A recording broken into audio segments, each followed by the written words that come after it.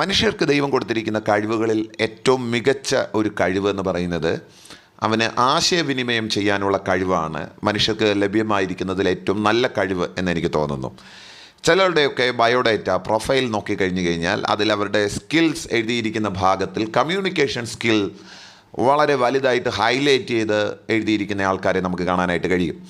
ഒരു കാര്യത്തെ പറഞ്ഞ് ബോധ്യപ്പെടുത്താനും അതിലേക്ക് ആൾക്കാരെ കൊണ്ടുവരാനും അതിനെ അപ്ലൈ ചെയ്യിപ്പിക്കുവാനും കഴിവുള്ള മികച്ച വാഗ്മികളെ നമുക്ക് സമൂഹത്തിൽ കാണാനായിട്ട് കഴിയുന്നുണ്ട്. വളരെ വാചാലമായി സംസാരിക്കുകയും വളരെ നന്നായിട്ട് സ്ഫുടമായി സംസാരിക്കുന്ന ഒരുപാട് നല്ല വ്യക്തികളെ നമുക്ക് സമൂഹത്തിൽ കാണാനായിട്ട് കഴിയും. നമ്മുടെ സുഹൃത്ത് വലയങ്ങളിൽ ചിലരൊക്കെ അങ്ങനെയുള്ളവരാണ് എന്നുള്ള കാര്യം ഈ സന്ദേശം നിങ്ങൾ കേൾക്കുമ്പോൾ ചിലപ്പോൾ നിങ്ങൾക്ക് ഓർമ്മ വരുന്നുണ്ടാകാം. ചിലപ്പോഴൊക്കെ നമ്മുടെ വാക്കുകൾ വളരെ നല്ലതാണ്, പ്രൗഢമാണ്, വ്യക്തമാണ്, അതിന് സുതാര്യതയുണ്ട്, എല്ലാമുണ്ട്. പക്ഷേങ്കിൽ ചിലപ്പോഴൊക്കെ നമ്മൾ ചിലയിടങ്ങളിൽ നിശബ്ദത പാലിക്കേണ്ടുന്ന ചിലയിടങ്ങളുണ്ട് എന്ന് എനിക്ക് തോന്നുകയാണ്. കാര്യം 90% ആൾക്കാരും നമ്മൾ സംസാരിക്കുന്ന വാക്കുകൾ അല്ലെങ്കിൽ നമ്മൾ പറയാൻ ഉദ്ദേശിക്കുന്ന കാര്യത്തെ ഗൗരവമായി എടുക്കുന്നില്ല എന്നുള്ളതാണ് സയൻസ് പറയുന്നത്. 90% ആൾക്കാർ നമ്മുടെ വാക്കുകളെ ഗൗരവമായിട്ട് പരിഗണിക്കുന്നില്ല എങ്കിൽ തൊട്ട് താഴെ 10% ആൾക്കാർ ചിലർ കേൾക്കുന്നുണ്ട്, പക്ഷേങ്കിൽ അവർക്ക് അതിനകത്ത് ഒരു പൂർണ്ണമായിരിക്കുന്ന മറുപടി കണ്ടെത്തി തരാനോ അല്ലെങ്കിൽ അതിനകത്തൊരു സൊല്യൂഷൻ തരാനോ നമ്മുടെ ആൾക്കാർക്ക് കഴിയുന്നില്ല എന്നുള്ളതാണ്. 90% ആൾക്കാർ നമ്മുടെ വാക്കുകൾ ഗൗരവമായി എടുക്കുന്നില്ല. 10% ആൾക്കാർ കേൾക്കുന്നുണ്ടെങ്കിലും അവർക്ക് പരിഹാരം നിർദ്ദേശിക്കാൻ കഴിയുന്നില്ലെങ്കിൽ പിന്നെ എന്തിനാണ് സംസാരിക്കുന്നത് എന്നുള്ളത് ന്യായമായി ഉയർന്നു വരുന്ന ഒരു ചോദ്യമാണ്. ചിലപ്പോഴൊക്കെ നമ്മൾ നിശബ്ദരായിരിക്കേണ്ടുന്ന ചില ഇടങ്ങളുണ്ട്. എൻ്റെ ചിന്തയനുസരിച്ച് ദൈവവചനത്തിൻ്റെ പഠനങ്ങളനുസരിച്ച് ഏതാണ്ട് 3 ഇടങ്ങളിലെങ്കിലും നമ്മൾ മൗനത പാലിക്കേണ്ടുന്ന ഇടങ്ങളുണ്ടെന്ന് എനിക്ക് ബോധ്യമാകുന്നു. അത് നിങ്ങളോട് ഈ സന്ദേശത്തിലൂടെ പങ്കുവെക്കുവാനാണ് ഞാൻ ദൈവസന്നിധിയിൽ താല്പര്യപ്പെടുന്നത്.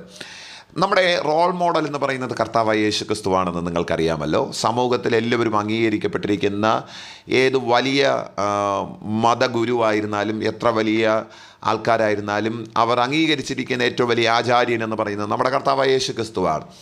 യേശുക്രിസ്തുവിൻ്റെ ജീവിതം നിങ്ങൾ ഉടനീളം പരിശോധിച്ച് നോക്കിക്കഴിഞ്ഞാൽ 12 വയസ്സ് മുതൽ യേശുക്രിസ്തുവിൻ്റെ പരസ്യ ശുശ്രൂഷ അവസാനിക്കുന്നത് വരെ തൻ്റെ മുമ്പിൽ വന്നിരുന്ന സകല മനുഷ്യരോടും, തന്നെ എതിർക്കുന്നവരോടും തന്നിൽ നിന്ന് കേൾക്കാൻ ശ്രമിക്കുന്നവരോടും വാക്കുകൾ കൊണ്ട് വലിയ വിസ്മയം സൃഷ്ടിച്ചവനാണ് നമ്മുടെ കർത്താവ് യേശുക്രിസ്തു.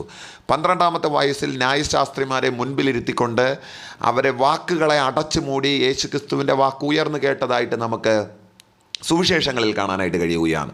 അതിങ്ങോട്ട് തുടരുകയാണ്. 33 വയസ്സ് കഴിയുന്നതോടുകൂടെ യേശുക്രിസ്തുവിൻ്റെ മുമ്പിൽ ചോദ്യശരങ്ങളുമായി വന്നവർ അമ്പെ പരാജയപ്പെട്ട് വാലും ചുരുട്ടി മടങ്ങിപ്പോകുന്നത് നമുക്ക് കാണാനായിട്ട് കഴിയുകയാണ്. തൻ്റെ അടുക്കൽ കടന്നു വന്നിട്ടുള്ള ഏതൊരു മനുഷ്യനെയും വാക്കുകൾ കൊണ്ട് തോൽപ്പിക്കാനുള്ള ഒരു കഴിവ് യേശുക്രിസ്തുവിനുണ്ടായിരുന്നു. പക്ഷേങ്കിൽ നിങ്ങൾ ശ്രദ്ധിക്കേണ്ടുന്ന ഏറ്റവും വലിയൊരു കാര്യം, യേശുക്രിസ്തുവിൻ്റെ ക്രൂശീകരണത്തോട് അടുത്ത് വരുന്ന സമയത്ത് ഏതാണ്ട് 5 കോടതികളിൽ യേശുക്രിസ്തുവിനെ മാറി വിസ്തരിക്കുന്നത് നിങ്ങൾക്ക് കാണാനായിട്ട് കഴിയും. ഈ 5 ഇടങ്ങളിലും യേശുക്രിസ്തുവിനെ വിസ്തരിക്കുന്ന സമയത്ത് അവൻ വളരെ മൗനമായി നിൽക്കുന്നത് നമുക്ക് കാണാനായിട്ട് കഴിയുകയാണ്. 33.5 വയസ്സ് വരെ വാക്കുകൾ കൊണ്ട് അമ്മാനമാടിയ ഒരു വ്യക്തി, തൻ്റെ മുമ്പിൽ കടന്നു വന്നിരിക്കുന്ന സകലരെയും വാക്കുകൾ കൊണ്ട് പരാജയപ്പെടുത്തി വിട്ട ഒരു വ്യക്തി മരണസമയത്ത് നിശബ്ദനാകുക എന്ന് പറയുന്നത് അത് ഒരിക്കലും സംഭവിക്കാൻ പാടില്ലാത്തൊരു കാര്യമാണ്. വളരെ ശക്തമായി സംസാരിക്കാൻ കഴിവുള്ള യേശു എന്തുകൊണ്ട് തൻ്റെ ന്യായം നിരത്തിയില്ല എന്നുള്ളൊരു ചോദ്യം സ്വാഭാവികമായിട്ട് ഉയർന്നു വരുന്ന ഒരു സംഗതിയാണ്.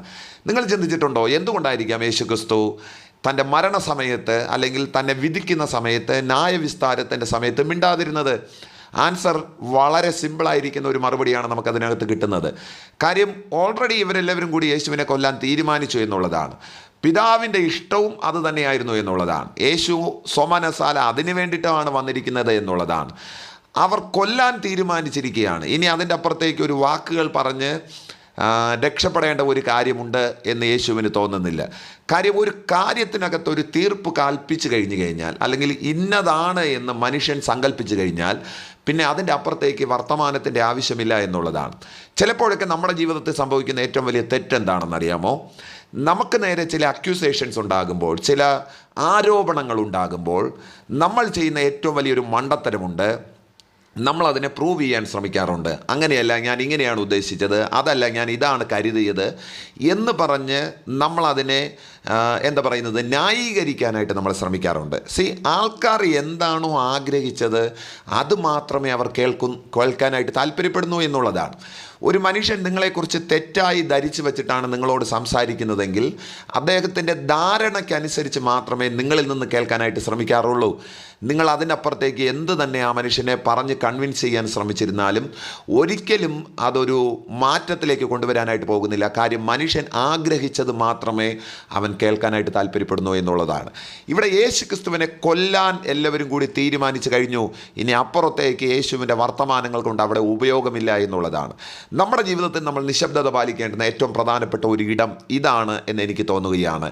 മനുഷ്യനെ എന്തോ ഒന്ന് നമ്മളെക്കുറിച്ച് സങ്കല്പിച്ചു കഴിഞ്ഞു. ഇനി അതിൻ്റെ അപ്പുറത്തേക്ക് നമ്മൾ എത്ര തന്നെ വാക്കുകൾ ഉപയോഗിച്ച് നമ്മുടെ ന്യായ അന്യായങ്ങളെ നിരത്താൻ ശ്രമിച്ചിരുന്നാലും അവർ അത് കേൾക്കാനായിട്ട് പോകുന്നില്ല. പക്ഷെ നമ്മുടെ ന്യായം ദൈവം തെളിയിക്കുന്ന ഒരു ദിവസമുണ്ട്. നമ്മുടെ നീതി എന്താണെന്ന് ദൈവം മുന്നിലേക്ക് കൊണ്ടുവരുന്ന ഒരു ദിവസമുണ്ട്. ചിലയിടങ്ങളിൽ നമ്മൾ മൗനം പാലിക്കേണ്ടതായിട്ടുണ്ട്. അതിൽ ഒന്നാമത്തെ ഇടമെന്ന് പറയുന്നത് നിങ്ങൾക്ക് നേരെയുള്ള ആരോപണങ്ങൾ കടന്നു വരുന്ന ഇടയിൽ, നിങ്ങൾക്ക് നേരെ കുറ്റങ്ങൾ ഉയർത്തിവിടുന്നതിൻ്റെ ഇടയിൽ, നിങ്ങൾ അങ്ങനെയാണെന്ന് പറഞ്ഞ് വലിയൊരു അപരാധിയാണെന്ന് പറഞ്ഞ് സമൂഹത്തിൽ പ്രൊജക്റ്റ് ചെയ്യാൻ ശ്രമിക്കുന്ന ഇടങ്ങളിൽ നിശബ്ദത പാലിക്കണം. കാര്യം അവിടെ ദൈവത്തിന് എന്തോ ചെയ്യാനായിട്ടുണ്ട്. തൻ്റെ മുമ്പിൽ കടന്നു വന്ന സകല മനുഷ്യരെ 33.5 വർഷം കൊണ്ട് വാക്കുമുട്ടിച്ച യേശു ക്രിസ്തു 5 കോടതികളിൽ നിശബ്ദത പാലിക്കുന്നതിൻ്റെ കാര്യം എന്താണെന്ന് അറിയാമോ? ഇവിടെ യേശുവിനെ എല്ലാവരും കൂടി കൊല്ലാൻ തീരുമാനിച്ചു കഴിഞ്ഞു. ഇനി അപ്പുറത്തേക്ക് ഒരു വർത്തമാനത്തിൻ്റെ ആവശ്യമില്ല. ഇവരുടെ മുമ്പിൽ എന്തെങ്കിലും ഒന്ന് തെളിയിക്കേണ്ടുന്നത് യേശുവല്ല, പിതാവായ ദൈവമാണ്. അതുകൊണ്ട് ഈ ദൈവവചനം കേൾക്കുമ്പോൾ വളരെ സ്നേഹത്തോടു കൂടെ ഞാൻ നിങ്ങളോട് പറയുന്നു, നിങ്ങൾ നിശബ്ദത പാലിക്കേണ്ടുന്ന ഒന്നാമത്തെ ഇടമെന്ന് പറയുന്നത് ഇവിടെയാണ്. വളരെ സൈലൻ്റ് ആയിരിക്കണം. നിങ്ങളുടെ ന്യായത്തെ ദൈവം പ്രൊജക്റ്റ് ചെയ്യുന്ന ഒരു ദിവസമുണ്ട്. അതിന് വേണ്ടിയിട്ട് കാത്തിരിക്കണം എന്നുള്ളതാണ്. ഇനി നമ്മൾ നിശബ്ദത പാലിക്കേണ്ടുന്ന രണ്ടാമത്തെ ഇടമെന്ന് പറയുന്നത് വിഡ്ഢികളുടെ ഇടത്തിൽ നമ്മൾ നിശബ്ദത പാലിക്കുക എന്നുള്ളതാണ്. മണ്ടന്മാരുടെ ഇടയിൽ സംസാരിക്കാൻ പോകരുത് എന്നുള്ളതാണ് പറഞ്ഞു വെക്കുന്നതിൻ്റെ ഏറ്റവും വലിയ ആശയം എന്ന് പറയുന്നത്. നമ്മുടെ വേവ് ലെങ്തിലുള്ളവരോട്, നമ്മുടെ ആശയങ്ങളോട് പൊരുത്തപ്പെടുന്നവരോട് മാത്രം സംസാരിക്കുന്ന ഒരു സംസാര രീതി നമുക്കുണ്ടെങ്കിൽ നമ്മൾ മറ്റുള്ളവരിൽ നിന്ന് വ്യത്യസ്തരാകുമെന്നുള്ളതാണ്. യേശുക്രിസ്തു തൻ്റെ ഗിരിപ്രഭാഷണത്തിൽ പറയുന്ന ഏറ്റവും ശ്രദ്ധേയമായിരിക്കുന്ന ഒരു വേദഭാഗമുണ്ട്. പന്നികളുടെ ഇടയിൽ നിങ്ങളുടെ മുത്തിടരുത്. നിങ്ങളുടെ കയ്യിലുള്ള വിലയേറിയ വസ്തുക്കൾ, നിങ്ങളുടെ കയ്യിലുള്ള വിലയേറിയ ആശയങ്ങൾ, നിങ്ങളുടെ കയ്യിലുള്ള വിലയേറിയതായിട്ട് നിങ്ങൾ കണക്കാക്കുന്ന എന്തുമായിക്കൊള്ളട്ടെ, നിസ്സാരരായി കണക്കാക്കുന്ന ആൾക്കാരുടെ മുമ്പിൽ കൊണ്ടുവന്ന് അത് ഇടരുത് എന്നുള്ളതാണ്. പന്നികളുടെ മുമ്പിൽ നിങ്ങളുടെ മുത്തിടരുത് എന്ന് യേശു പറയുന്നതിൻ്റെ അർത്ഥം വിഡ്ഢികളുടെ ഇടയിൽ നിങ്ങൾക്ക് ദൈവം തന്നിരിക്കുന്ന വലിയ ആശയങ്ങൾ പങ്കുവെക്കരുത് എന്നുള്ളതാണ്. ചിലപ്പോഴൊക്കെ നമ്മൾ മണ്ടന്മാരുടെ ഇടയിൽ സംസാരിച്ച് ജ്ഞാനിയാകാൻ ശ്രമിക്കുന്ന ആൾക്കാരുണ്ട്. പക്ഷേങ്കിൽ നമ്മൾ അവരെക്കാൾ വലിയ വിഡ്ഢികളാകുന്നു എന്നുള്ള കാര്യം മറന്നു പോകരുത്. ഏറ്റവും വലിയ ഉപാധി എന്ന് പറയുന്നത് നമുക്ക് തത്തുല്യമായിട്ട് നമ്മൾ ആശയങ്ങൾ പങ്കുവെക്കുമ്പോൾ അതിനോട് ചേർന്ന് ചിന്തിക്കാൻ കഴിവുള്ളവരുടെ മുമ്പിൽ മാത്രം സംസാരിക്കുക എന്നുള്ളതാണ് കർത്താവ് നമ്മളിൽ നിന്ന് ആഗ്രഹിക്കുന്ന ഏറ്റവും വലിയ രണ്ടാമത്തെ കാര്യമെന്ന് പറയുന്നത്. നമ്മൾ നിശബ്ദത പാലിക്കേണ്ടുന്ന രണ്ടാമത്തെ ഇടം അത് വിഡ്ഢികളുടെ ഇടയിൽ നമ്മൾ നിശബ്ദത പാലിക്കുക എന്നുള്ളതാണ്. നമ്മൾ എന്ത് പറഞ്ഞാലും ചിലരൊക്കെ പെട്ടെന്ന് അതിനെ തമാശയാക്കി മാറ്റാറുണ്ട്.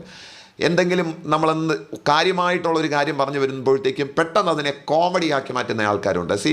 അങ്ങനെയുള്ളവരുടെ ഇടയിൽ നിന്ന്, സംസാരത്തിൽ നിന്ന് മാറി നിൽക്കുക എന്നുള്ളതാണ്. നിങ്ങൾ പറയുന്ന കാര്യത്തെ പൂർണ്ണ ഗൗരവത്തോടുകൂടെ മനസ്സിലാക്കുകയും അത് ഉൾക്കൊള്ളാൻ കഴിയാത്തവരുടെ ഇടയിൽ സംസാരിക്കാതിരിക്കുക എന്നുള്ളതാണ് നമ്മളോട് കർത്താവ് പങ്കുവെക്കുന്ന രണ്ടാമത്തെ കാര്യമെന്ന് പറയുന്നത്. മൂന്നാമത്തേത്, നമ്മൾ നിശബ്ദത പാലിക്കേണ്ടുന്ന മൂന്നാമത്തെ ഇടമെന്ന് പറയുന്നത് പ്രതിസന്ധികളുടെ നടുവിൽ മൗനം പാലിക്കുക എന്നുള്ളതാണ്. വെല്ലുവിളികളുടെ നടുവിൽ നിശബ്ദരാകുക എന്നുള്ളതാണ്.